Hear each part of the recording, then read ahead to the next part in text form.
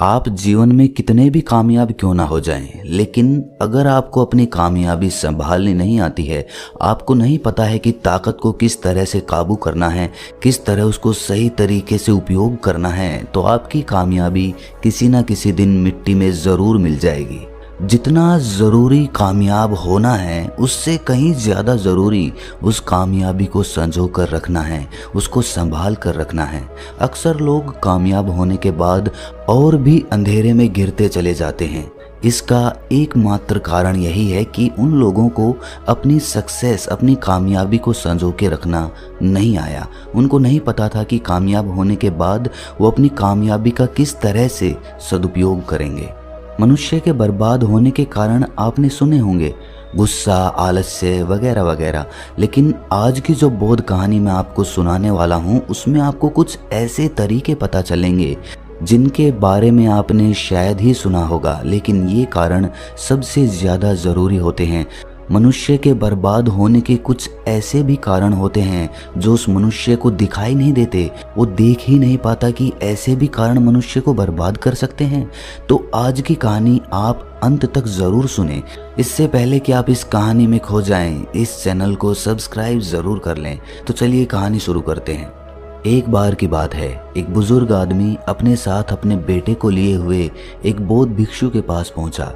वो काफी चिंतित लग रहा था। उसके चेहरे पर चिंता और उदासी के भाव साफ साफ दिखाई दे रहे थे। वो बौद्ध भिक्षु को प्रणाम करते हुए बोला कि हे बंदे, मेरी उम्र काफी बीत चुकी है। मैं इस दुनिया में चंद दिनों का मेहमान हूँ। मैंने अपने जीवन में बहुत मेहनत करके कामयाबी हासिल की, सफलता पाई, अपना व्यापार खड़ा किया, लेकिन कुछ सालों बाद मेरी वो कामयाबी मिट्टी में मिल गई। मेरा वो व्यापार चौपट हो गया और मुझे दर दर की ठोकरें खानी पड़ी। मैं जानता हूँ कि जीवन में मुझसे कुछ गलतियाँ हुई थीं। किसी भी इंसान को जब कामयाबी मिलती है तो उसमें बुनियादी तौर पर बहुत बदलाव आते हैं। वो बदलाव उसके हित में भी हो सकते हैं और उसके अहित में भी हो सकते हैं। और उन्हीं बदलावों की वजह से मैंने अपना व्यापार, अपना काम धंधा चौपट कर दिया, क्योंकि मुझमें एक अहंकार आ गया था, एक घमंड आ गया था। मैं अपने काम को भी उतने ध्यान से नहीं करता था, क्योंकि मुझे लगता था कि मेरा काम तो यूं ही चलता रहेगा। मुझे इस बात का एहसास ही नहीं था कि कोई भी चीज़ जीवन भर नहीं टिक सकती अगर आप उसे सही तरीके से संजो कर नहीं रखते हो। मेरा जीवन तो बीत ही चुका है। मैंने जीवन में जो कुछ सीखा वो मेरे साथ ही चला जाएगा, लेकिन मैं आज आपके पास किसी दूसरे उद्देश्य से आया हूँ। उस वृद्ध आदमी ने अपने बेटे की तरफ इशारा करते हुए कहा कि हे बंदे, ये मेरा इकलौता पुत्र है। मैं इसे समझा कर थक चुका हूँ कि बिना मेहनत के जीवन में कुछ भी हासिल नहीं होता है, और कामयाब होने के बाद उस सफलता को संजो के रखना भी एक बहुत महत्वपूर्ण हिस्सा होता है। लेकिन ये ना तो कामयाब होने की कोई कोशिश करता है और ना ही मेरी बातों को ध्यान से सुनता है। इसीलिए मैं आज इसको आपके पास लेकर आया हूँ। कृपया इसका मार्गदर्शन करें और मुझे भी बताएं कि मुझसे जीवन में क्या क्या गलतियाँ हुई जिसकी वजह से मेरी कामयाबी नाकामयाबी में बदल गई। बौद्ध भिक्षु ने मुस्कुराते हुए कहा कि इंसान कामयाब होने के लिए कितनी मेहनत करता है, कितनी तैयारी करता है, कितना वक्त देता है, लेकिन वो इस बारे में कभी ख्याल ही नहीं करता कि कामयाब होने के बाद उसे अपनी कामयाबी को और ऊंचे स्तर पर कैसे ले जाना है। और यही तैयारी ना होने की वजह से वो अपनी सफलता अपने हाथों से गंवा देता है। अब समझने की बात यह है कि मनुष्य की बर्बादी के पीछे मुख्य कारण क्या होते हैं। सबसे पहला कारण काम को टालने की आदत, और वास्तव में ये बर्बादी का कारण नहीं है, ये तो सफलता का मंत्र है। बर्बाद होने के लिए भी तो आपको आबाद होना पड़ेगा, सफल होना पड़ेगा, उसी के बाद तो आप बर्बाद हो पाएंगे। इसीलिए आबाद होने के लिए जो काम को टालने की आदत होती है वो सबसे बड़ी बाधा बन जाती है। या तो इंसान ये सोचता है कि ये काम तो बड़ा ही आसान है, ये तो मैं कभी भी कर लूँगा, और वही काम जो सबसे आसान होता है वही जीवन भर अटका रहता है। इसीलिए आसान काम को हमेशा सबसे पहले करें, क्योंकि वही काम करने में आप आलस्य दिखाओगे, अपने काम को टाल दोगे। इसीलिए आसान काम सबसे पहले करो और कठिन काम उसके बाद करो। और दूसरे प्रकार के इंसानों को लगता है कि हम तो जीवन भर जीते रहेंगे, हमारी उम्र तो बहुत लंबी है, हम तो कभी भी ये काम कर लेंगे।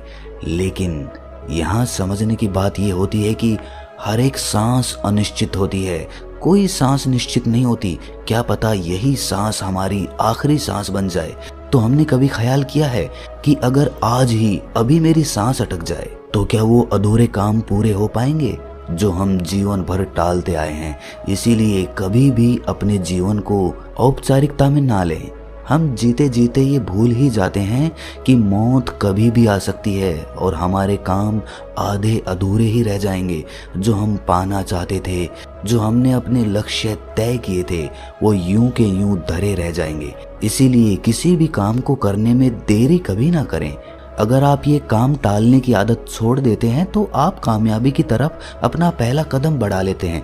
अभी आप कामयाब नहीं हुए, लेकिन आपने कामयाब होने के लिए अपनी सबसे बुरी आदत को पीछे छोड़ दिया। वो है काम टालने की आदत या फिर आलस्य। मनुष्य की बर्बादी का दूसरा मुख्य कारण होता है अपनी भावनाओं पर काबू ना होना। अक्सर इंसान का अपनी भावनाओं पर काबू ही नहीं रहता है। वो कभी बहुत ज़्यादा दुखी हो जाता है तो कभी बहुत ज़्यादा गुस्से में भर जाता है और यही भावनाएं उसे जीवन के अंधकार में धकेल देती हैं। भावनात्मक होना अच्छी बात है, लेकिन भावनाओं में बह जाना आपको बर्बादी की तरफ ले जाता है।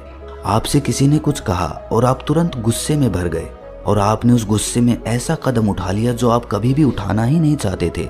ये सिर्फ आपकी भावनाओं की वजह से हुआ है, आपकी वजह से नहीं हुआ। आप गुस्से में थे, वो गुस्सा आपकी भावना बनकर आपके ऊपर हावी हो गया और उसने आपसे ऐसा काम करवा दिया जो आप कभी करना ही नहीं चाहते थे। इसीलिए खुशी में भी अपनी भावनाओं को काबू में रखना चाहिए। जब हमें कुछ मिलता है तो हम बहुत ज़्यादा उत्तेजित हो जाते हैं। हम सब कुछ चीख चीख कर बताते हैं कि हमने ये हासिल कर लिया, वो हासिल कर लिया, लेकिन बाद में वो खो जाने के बाद वही लोग हमारा मजाक उड़ाने लगते हैं। इसीलिए अपनी खुशी को भी बहुत ज़्यादा उत्तेजित होकर दूसरों को बताने की आवश्यकता नहीं है। आप अपना काम करते रहिए, अपनी भावनाओं को काबू में रखिए। मनुष्य की बर्बादी का तीसरा मुख्य कारण होता है दूसरों को खुश करने की आदत। कुछ लोग समाज में ऐसे निर्मल हृदय होते हैं जो दूसरों को सुख पहुंचाना चाहते हैं, खुशी पहुंचाना चाहते हैं, लेकिन अगर ये दूसरों को खुशी पहुंचाने की भावना आपके ऊपर हावी हो गई तो आप दूसरों को खुश करने के लिए ही जीने लगेंगे। अब आप सोच रहे होंगे कि ये दूसरों को खुश करना तो अच्छी बात है, ये बर्बादी का कारण कैसे हो सकता है?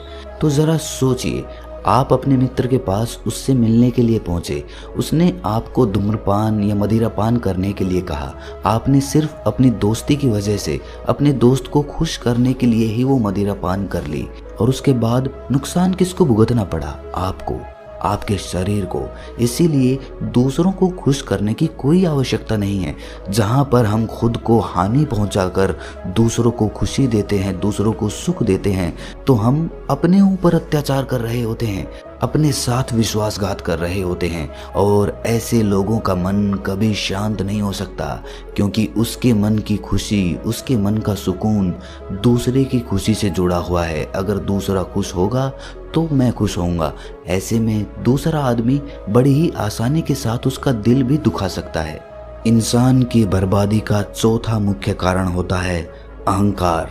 लेकिन चिंता मत करिए, कामयाब होने से पहले आप में अहंकार नहीं आ सकता। अगर कामयाब होने के पहले आप में अहंकार है तो आप कामयाब नहीं हो पाएंगे।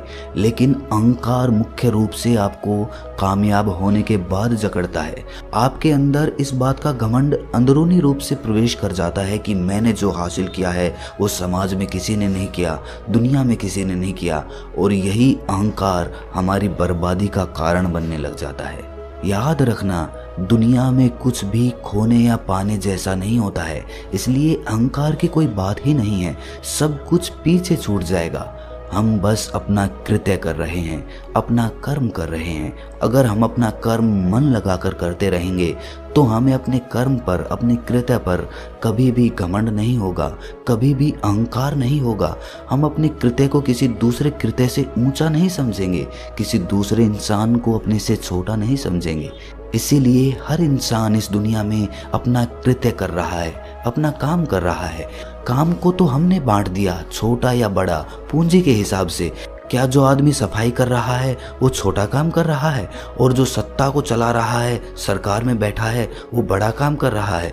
नहीं, अगर आप आंखें खोलकर देखेंगे, समझदारी पूर्वक देखेंगे, तो दोनों काम अपनी जगह उतने ही जरूरी हैं। बाकी सब अच्छे काम एक समान होते हैं। ये परमात्मा की बनाई हुई व्यवस्था है। उसने अपने तरीके से दुनिया को चलाया है और उसी तरह दुनिया चलेगी। हम सिर्फ उसके हाथों की कठपुतलियां हैं।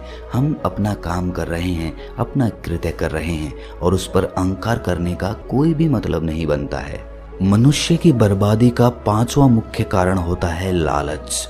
जब आदमी कामयाबी हासिल कर लेता है, धन कमाने लगता है, तो उसके मन के अंदर तरह तरह के लालच उठने लगते हैं। उसके मन के अंदर चलने लगता है कि मैं अभी और धन कमाऊं और सफलता हासिल करूं और कामयाब बनूं, और इसीलिए धन को ज्यादा बढ़ाने के चक्कर में वो लालच में फंस जाता है और वहां से वो जुए जैसी आदत में पड़ जाता है। हमने समाज में ऐसे बहुत से लोग देखे होंगे जो कामयाब हुए, लेकिन उनकी कामयाबी उन्होंने जुए में उड़ा दी। इसीलिए जो कामयाबी सही तरीके से मिल रही है उसी पर यकीन करें। जल्दी धन कमाने के चक्कर में या कामयाब होने के चक्कर में ना फंसें, वरना तो आप ऐसे चक्कर में फंस जाएंगे जहां से आप कभी बाहर नहीं निकल पाएंगे। इंसान की बर्बादी का 6वां मुख्य कारण होता है काम वासना। काम वासना से ग्रस्त आदमी ना तो अपना काम तरीके से कर पाएगा, पूरे ध्यान से कर पाएगा, और दूसरी बात, उसके घर में हमेशा अशांति बनी रहेगी। जब उसकी पत्नी को पता चलेगा कि उसका पति काम वासना का शिकार है, वो दूसरी औरतों के पास जाता है, तो जाहिर सी बात है उसके घर में लड़ाई झगड़े होंगे ही। जब आप कामयाब होते हैं तो तरह तरह के लोग आपसे जुड़ने लगते हैं, तरह तरह के लोग आपसे संबंध बनाना चाहते हैं, और अगर आप काम वासना के शिकार हैं तो आप ऐसे संबंधों में फंस जाएंगे जहां से बाहर निकलना लगभग नामुमकिन सा हो जाएगा। आपके जीवन का सुख, चैन और शांति कहीं खो जाएगी, कहीं मिट जाएगी, और आपके मन के अंदर एक तनाव बना रहेगा। हमने कितने ही समाज में ऐसे कामयाब लोग देखे हैं जो काम वासना का शिकार होके अपने घर की सुख शांति गंवा बैठे। अपनी बातें खत्म करने के बाद बौद्ध भिक्षु ने उस वृद्ध आदमी के बेटे को कहा कि देखो बेटा, तुम अभी कामयाबी के रास्ते पे चल रहे हो, तो सबसे पहली बात तुम्हें ये याद रखनी है कि तुम्हें अपने काम को कल पर नहीं टालना है। बाकी चीज़ें बाद में आएंगी जब तुम कामयाब हो जाओगे, लेकिन सबसे पहला, सबसे ज़रूरी कदम तो यही है कि तुम पहले कामयाब बनो, और कामयाब होने के बाद इन 6 बातों का ध्यान रखना, तो जीवन में तुम कभी भी निराश या दुखी नहीं रहोगे और एक अच्छा जीवन व्यतीत करोगे। श्रोताओं, हमारा काम है आपको एक रास्ता दिखाना, एक पथ दिखाना, लेकिन चलना तो आपको ही पड़ेगा। उन पे मंथन तो आपको ही करना पड़ेगा। मेरी बातों को सत्य मत मान लेना, खुद उन पे मंथन करना, खुद उन पे सोचना कि क्या मैंने जो बताया है वो सही बताया है या फिर गलत बताया है। और जैसा भी आपको लगे आप कमेंट सेक्शन में मुझसे पूछ सकते हैं या अपने भाव बता सकते हैं। तो कैसी लगी आपको ये कहानी कमेंट सेक्शन में ज़रूर बताना, और अच्छी लगी तो इस चैनल को सब्सक्राइब ज़रूर कर लेना। तो मिलते हैं अगली किसी कहानी में, तब तक के लिए अपना ख्याल रखें।